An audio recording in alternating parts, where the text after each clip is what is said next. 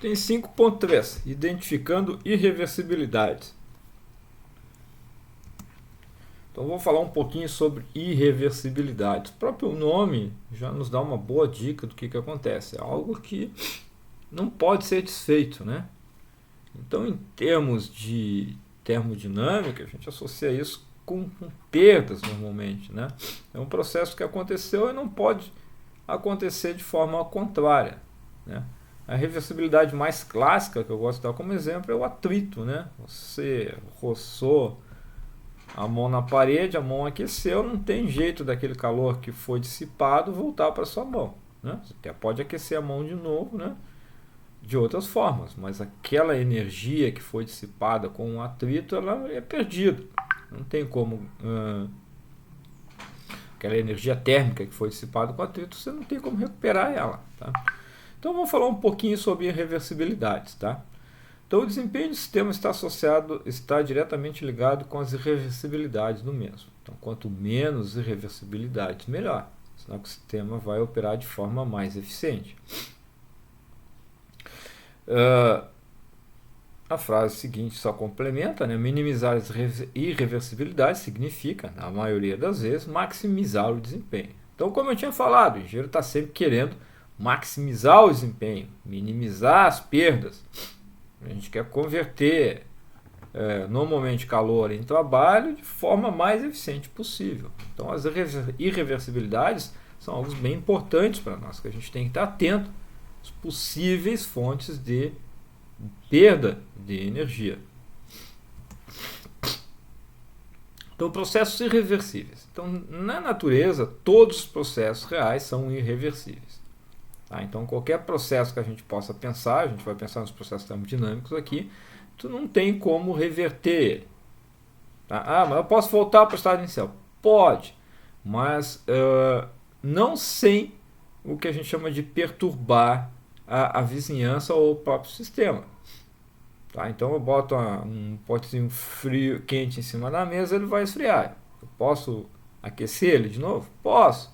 Mas não tem como aquela energia que foi dissipada para a vizinhança retornar ela mesmo para meu potinho quente e daí eu voltar ao estado inicial. Não, eu vou estar perturbando ou o sistema ou a vizinhança. Então, os processos de uma forma real, de uma forma geral, são irreversíveis, tá? Então, processo irreversível, por definição, é aquele no qual o sistema e a vizinhança não podem ser restituídos aos estados iniciais após o processo ter ocorrido. Tá? Tem idealizações em que a gente assume que consegue retornar, mas de uma forma geral sempre acontece, porque todos os processos reais são processos irreversíveis. Então, um sistema que passou por um processo irreversível pode retornar ao seu estado inicial, mas não será possível que a vizinhança também retorne ao seu estado inicial. Alguma coisa foi perturbada. Normalmente tem a ver com troca de energia na forma de calor. Então tem sempre uma parcela dessa energia que é perdida, que é dissipada. Aí não tem como eu recuperar ela. Ela fugiu para a vizinhança e está perdido. Então, todos os processos têm essa característica. Então, exemplos de processos reversíveis. Qualquer processo é irreversível, mas os clássicos, né? Transferência de calor com diferença finita. Esse é o mais clássico. Tá? Então, se tem a transferência de calor, tem uma diferença de temperatura, vai ter irreversibilidade. Quando a gente estudar entropia, isso vai ficar um pouco mais claro. Expansão não resistida do gás, que é aquele caso lá que eu comecei no capítulo 5, lá da figura, que tem um potezinho com ar dentro, pressurizado, quando você fura ele expande. O atrito, que é o meu preferido para os exemplos, né? Reações químicas espontâneas que acontecem, não podem ser revertidas, todos os processos são irreversíveis. Tá, você pode pensar, como a gente está pensando em sistemas, né, a gente pode pensar em irreversibilidades internas, que são aquelas que ocorrem dentro do sistema, e irreversibilidades externas, que são aquelas que ocorrem na vizinhança, no que está fora do meu sistema. A gente vai falar dessas coisas, então normalmente estou mais ou menos definindo um vocabulário aqui, que nem eu fiz no capítulo 1, tá? Então são conceitos que vocês têm que saber. Processos reversíveis. Bom, como eu falei, não existe processo reversível, mas a gente pode idealizar.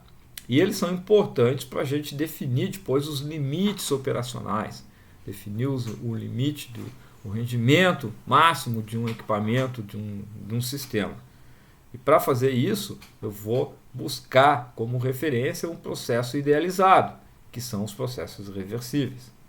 Então, por definição, o processo reversível é aquele no qual o sistema e a vizinhança retornam ao seu estado inicial após o processo ter ocorrido. Estou lembrando ali de novo, não existem processos reais reversíveis.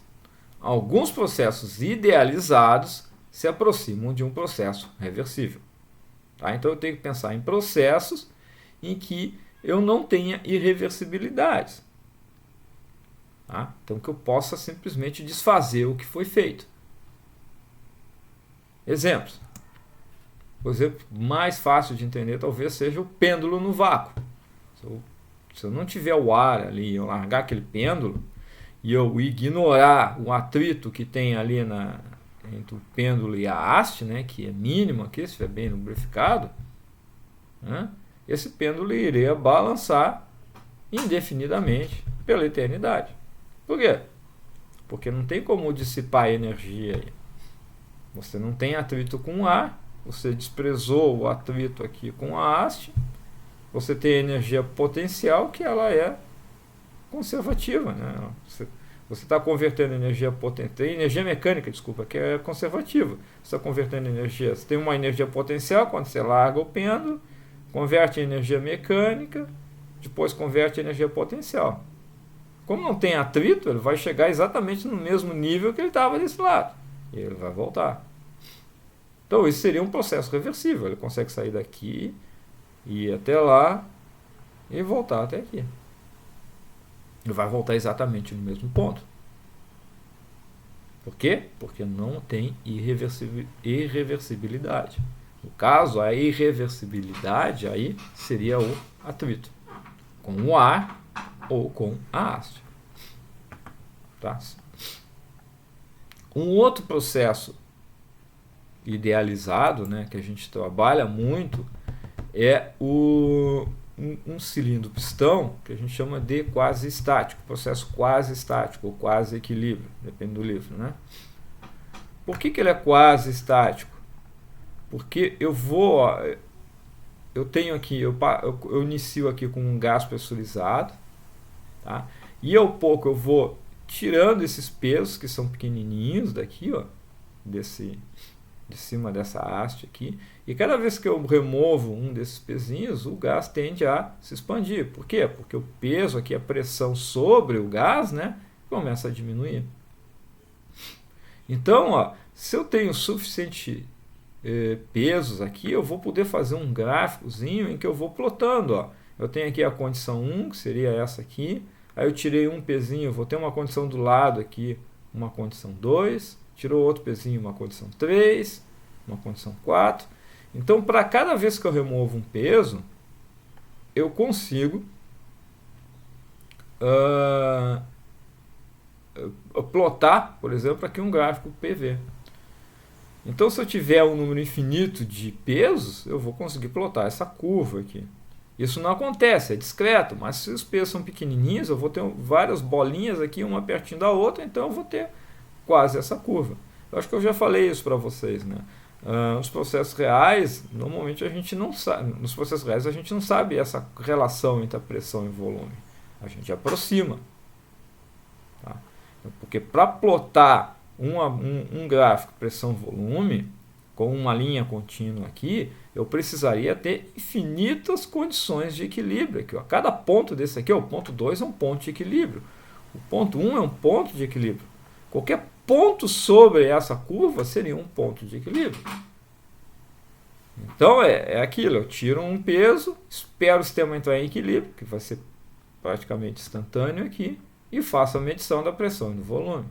Tiro outro peso, espero a condição de equilíbrio, e aí eu vou podendo plotar no gráfico aqui essa curva aqui. Então esse é um processo idealizado. Tem perdas? Eu vou desconsiderar. Qual é a perda? Eu teria atrito aqui, né? Nesse êmbolo aqui. Mas a gente vai desconsiderar. Essa parcela de energia vai ser desconsiderada. Tá? Então, nesse processo, se ele fosse reversível, o trabalho de compressão, que é o trabalhozinho aqui azul, ele seria igual ao trabalho de o trabalho de expansão, que é o azul, né? Ele seria igual ao trabalho em módulo, né? Igual ao trabalho de compressão. Então, o trabalho do ciclo, que seria aí de 1 para 2 e de 2 para 1, seria 0. Então, seria um ciclo reversível, que é idealizado. Estou desconsiderando, no caso aqui, o atrito com as paredes. E também estou considerando que esses P são bem pequenininhos, que eu possa ter um monte aqui de pontinhos para traçar esse gráfico. Certo? Processo externamente reversível é aquele que não possui reversibilidade dentro do sistema. Então, eu estou falando aqui, a gente vai trabalhar de internamente reversível. Então, eu estou olhando para dentro do sistema só, não estou olhando para a vizinhança, né? Então, posso ter reversibilidade na vizinhança, mas internamente, no meu processo, eu estou assumindo que ele é reversível, não tem irreversibilidade. Ele consiste de uma série de estados de equilíbrio, foi o que eu falei. Eu preciso, para plotar um gráfico desse aqui, tem que ter um monte dessas pontinhos aqui. E todos esses precisam ser um estado de equilíbrio. Se não for uma condição, se não for um estado de equilíbrio, se não for um estado definido, eu não tenho como plotar ele no gráfico. Se as propriedades estão flutuantes, como é que eu vou plotar no gráfico? Não dá. Então, para fazer essa linha aqui, eu preciso de uma série de estados de equilíbrio. A partir de agora, vocês vão ver que o livro e eu também, né? A gente vai, quando o processo é reversível, eu trato ele como uma reta. Uma reta não, uma linha contínua. Né? Porque eu estou assumindo que eu conheço todos os pontos, cada um desses pontos é um ponto de equilíbrio, é um estado de equilíbrio. Quando o processo é irreversível, que são os processos reais, ele passa agora a ser representado como uma linha tracejada.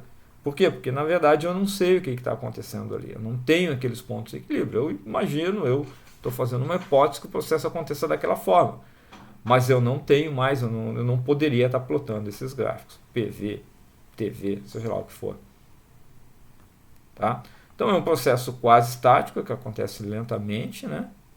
E o trabalho do ciclo, né? Foi o que eu falei, o trabalho azul é igual ao trabalho vermelhinho aqui. Ele é nulo. Por quê? Porque não houve perda nenhuma. Não houve um trabalho aqui para vencer o atrito, por exemplo. Foi desconsiderado.